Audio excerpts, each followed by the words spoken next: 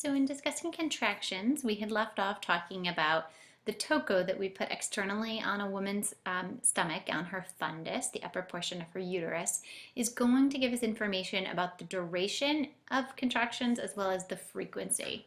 So duration is going to show us how long those contractions last for, and frequency is going to tell us how frequent those contractions are coming.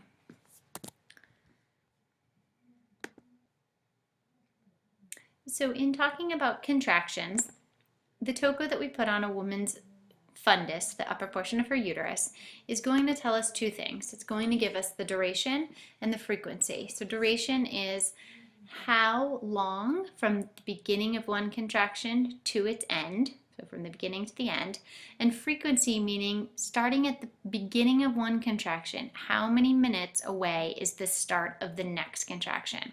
I want you to think of frequency as this definition, the start of one contraction to the start of the next. So we're talking about blood flow and what happens to uterine blood flow when a contraction is occurring. So at the peak of the contraction, guys, there is no blood flowing through the spiral arteries into that placenta, into the umbilical vein, because at the peak of the contraction, the blood flow is cut off. Now it comes right back down to normal. The baby needs about 2 minutes in between contractions at the bare minimum to build back up that reserve, and a normal healthy baby in pregnancy will have plenty of reserve to sustain this happening over and over again as the woman is contracting in labor. So the nurse, as we talked about today, your nursing functions are to assess fetal heart rate. Is it normal? Looking at that variability, and then we'll talk about how to read them when we have the class material on that, meaning reading for accelerations and decels. But right now you're documenting what the fetal heart is, if there's variability there, and then looking at the contractions. How long do they last for? How often do they come? And intensity, which we discussed. A really strong contraction will feel like your forehead feels. And you can see what's happening to the uterus. Here you have a uterus at rest, and here you have one contracting. Baby is getting squished, right? Sort of think of it, the contraction as trying to move the baby down and out. So which portion of the uterus is actually doing that pushing down and out, guys? It is this upper third, okay? The upper portion here, the upper 2/3 is what's going to push down and what's going to cause the contractions and to help everything, meaning the baby, to push down and out. So this lower portion of the uterus is just a passive portion. It's not actively contracting. It's just the upper portion. And again, remember, uterus is a muscle, so it makes sense that it can contract. So this is just speaking to you about what I'm talking about in terms of how the upper 2/3 is what's contracting on that uterus. So we discussed at the beginning of class rupture of membranes, and we talked about it could be artificial, it could be spontaneous, or it could happen prematurely, or it could happen in a woman whose gestational age is premature and she ruptures and is not in labor as well. So let's talk about rupture of membranes and how that fits in with doing a vaginal exam. So we're going to talk about doing an internal vaginal exam.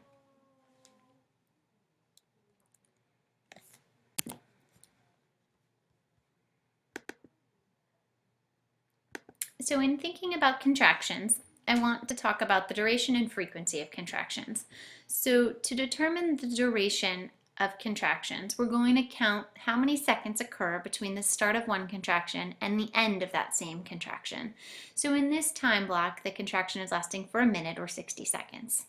And then the next thing we do is we want to determine the frequency of the contractions. I want you to use this definition for frequency, okay? The frequency of contractions is best determined by counting from the start of one contraction, so right here, all the way over to the start of the next. And now to determine intensity on a contraction, you need to go in and you need to put your hands on that woman's belly. You need to feel a strong contraction will feel like your forehead does. And if you have your hand on her belly for, a 10-minute period, you will feel the difference between the uterus at rest, the uterus starting in contraction, uterus at its peak, and as it's coming back down. I encourage you to do that in the clinical setting. So at that peak of a contraction, no blood flow is actually occurring through the spiral arteries of the uterus into the placenta and into that umbilical vein. At the time of the peak of the contraction, there is no blood flow occurring. So how does the baby survive? Well, we have rest periods in between the contractions, so we really don't want to see anything less than 2 minutes of rest in between contractions, because that gives the baby time to build up reserve. Babies do totally fine with this throughout labor as long as they are a healthy fetus going into labor. Showing you exactly what's happening. So you have here on the left, you have a uterus at rest, and then on the right, you have the uterus during contractions. And you can see the baby is literally being squeezed down and out. So the monitor will tell you the duration and frequency, and you need to assess that as the RN. And then you yourself need to go in and watch what that woman's doing, feel her belly to judge the intensity of those contractions. So really big point about the uterus, right? The uterus is a muscle, first and foremost. So it's this upper 2/3 portion of that uterine muscle that is going to actively contract to push the baby down and out. This lower third is just a passive portion. It's still muscle, but it's passive. It doesn't actively contract. Saying the same thing here for you guys. What this bottom point is describing is during labor, the cervix, it doesn't just disappear. We're going to talk about cervical dilation and effacement. What it actually is doing is that the uterus is pulling it up with it. So it's being pulled up around the baby's head as the baby's head is coming down. So don't think about it as the cervix is disappearing. It's being pulled upward. So rupture of membranes, we discussed we discussed spontaneous rupture, artificial rupture, and premature rupture. And we spoke about the color of amniotic fluid and what that could mean. So clear fluid with no odor is what we hope for, okay? So we're going to start with rupture a little bit more and then talk about a vaginal exam. So when the amniotic sac ruptures, right, it's really important to remember the baby is now at risk for any infection that is in the genital tract to ascend, to come up to where the baby is. So it's really important once a woman is ruptured that she reports that to her provider and that we really are thoughtful about her GBS status. If she is group B strep positive, she would come in and start her antibiotics. If she's not GBS positive, so she was GBS negative and she ruptures, she has some time to stay at home depending on how her and her provider work that out. So, are there any risks immediately after the bag of water breaks? Well, if that baby's head is not high, so if that baby's head is high, I should say, if the baby's head is high in the mom's pelvis, so meaning it's not nice and low and engaged, there's a risk that the umbilical cord can slip down. It's called an umbilical cord prolapse. So you can see here in this visual, this baby's head is pretty high up in mom's pelvis, so that when the water broke, the cord came down as the presenting part. This is a true obstetric emergency.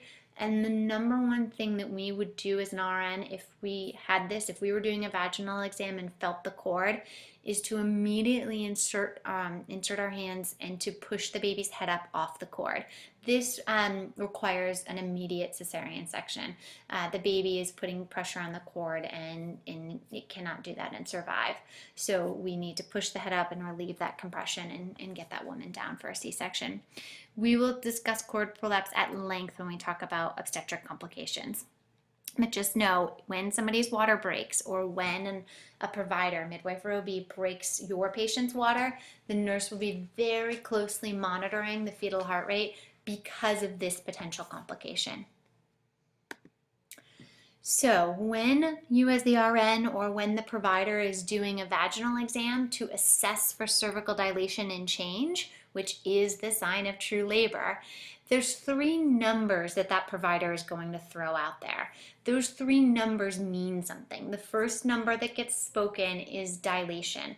That goes in range from 0, so not dilated at all the way up to 10 centimeters, which is considered fully dilated. Okay, so you've got dilation 0 to 10 centimeters. 0 being closed, 10 being fully. Effacement is how thinned out that cervix is. And station is where the fetal head is in relation to mom's ischial spine. So think back to anatomy from our first class. So when a vaginal exam is performed, guys, it's always in sterile fashion, right? We don't want to introduce any bacteria into the cervix and uterus. So how often is it performed? Well, if a woman is progressing nicely in labor and her contraction pattern is her contraction pattern is steady, she's contracting regularly every 3 minutes, and she's getting more uncomfortable and progressing in labor, we should never be doing a vaginal exam any more frequently than Q2 hours. And I would even argue that Q2 is too many. Why is that? Because every time we put our hands in there, even though we're doing it sterilely, we're putting her at risk for an infection. So no more than Q2, but really, stretching that out to 3 to 4 if she's contracting regularly is totally fine.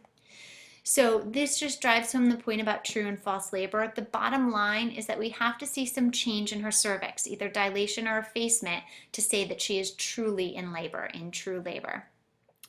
And to highlight here, when somebody is having their first baby, so they are a prinip, first baby, they are going to have a much longer labor than somebody who's having her second or more baby, a multip, okay? That's because with somebody who's had a baby before, her cervix is dilated. So it's going to remember how to do that and do it quicker, okay? Her body has already had a baby. The pushing stage is faster. The whole labor is typically faster when you've had a baby before. So as a labor delivery nurse, if you have a patient come in who's 6 centimeters and it's her first baby, you're thinking you have some time still. However, if it's a multiparous woman who comes in at 6 or 7 centimeters, you're getting things ready pretty quickly because she could have her baby at any time. So the first number, the cervical dilation, what does it mean when a provider says that patient is, not dilated? Well, it means what I'm pointing to here, that the cervix is still closed. 1 centimeter, I'm going to pass around this board in class for you guys, but when you feel 1 centimeter, it's almost as if just your fingertip can fit inside of the cervix. 2 centimeters is about 2 fingertips, and so on. And like I said, I'll pass this board around so you can feel. When a patient is fully dilated, it means there's no cervix left. It didn't disappear, it got pulled up with the uterus. So what you're feeling is just the fetal head. There's no more cervix left around. So effacement goes from 0 to 100%. Effacement is a little bit more subjective in the assessment, meaning you and I will probably vary by anywhere, from 10 to 20% on effacement. So effacement is how thinned out the cervix is. So before she goes into labor, it's still going to be pretty long and pretty thick feeling. But as labor is progressing, that cervix will thin out. So it's not that it's opening, it means that it's getting shorter. And literally when somebody is 100% effaced, so they could be 5 centimeters, but 100% effaced, the cervix feels pretty paper thin because there's still cervix there. She's 5 centimeters, but 100% effaced means that what I'm feeling of that cervix feels sort of paper thin, and complete dilation is fully. And at that point, she's obviously 100% effaced as well. So fetal station, the third number. Remember those ischial spines, guys. So ischial spines is what I'm using as my guide in terms of where the fetal head is. When we are in the negatives for numbers of fetal station, it means the head is high. It's almost out of the pelvis, okay? When the baby's head is at 0, it means that the baby is in line with her ischial spines. And remember, go back and look at anatomy of the pelvis to have that make sense. When the baby is in the positive numbers, +1, +2, +3, it means it's closer to out. So positive is a good thing, okay? And +3, that higher number, is an even better thing. It means the head is really low. It goes all the way to +5. It's not diagrammed here, but just remember, negative numbers above the ischial spine, positive numbers are below it. So I'm at 0. From here, it's all positive. I'm on my way out is a good way to remember that. So do this example for yourself. If the provider, the midwife, just checked your patient and she says, okay, your patient's 3 centimeters, 30%, and -2. I want you guys to each take a moment to write what that means, and we can discuss it in class. So what do we consider as nurses, guys, for systems as your patient?